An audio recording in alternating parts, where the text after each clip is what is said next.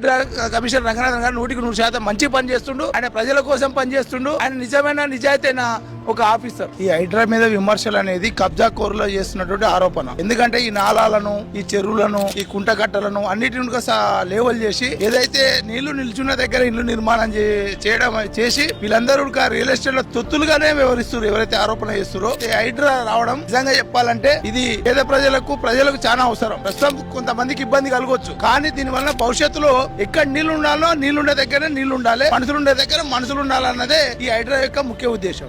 100% హైడ్రా అవసరం. ఇప్పుడు ఏదైనా కానీ మంచిది చెప్పేది ఎవరైనా కోపం చెప్తారు, బతకనిగా అయిపోతాడు, చెడిపోనిగా అయిపోతాడు, నవ్వు కూడా చెప్తాడు. ఈ మాటకి ఎంత 100% కరెక్ట్. ఈ హైడ్రా ప్రస్తుతం కొంతమందికి ఇబ్బంది కలగొచ్చు, కానీ భావి తరాలకు భవిష్యత్తులో మన పిల్లలకు ఏంటంటే అక్కడెక్కడ మన మురికాల నాలాల వాడి చనిపోతారు. మన నాలాల మన పిల్లలు చనిపోద్దు అంటే హైడ్రా 100% అది ఒక పని చేయాలి. అక్కడ నీళ్లు కంపల్సరీ నీళ్లు ఉండాలి, మరి ఇల్లున్న దాని ఇల్లు ఉండాలి. కానీ నీళ్లున్న దగ్గర ఇల్లున్న దగ్గర నీళ్లుంటాయి అంటే దీని వలన మనం చూసినాం కామారెడ్డి గానీ మొన్న జరిగినటువంటి ఖమ్మంలో గానీ నీళ్లు వచ్చి చాలా ప్రాంతాలు మునిగిపోవడం జరిగింది.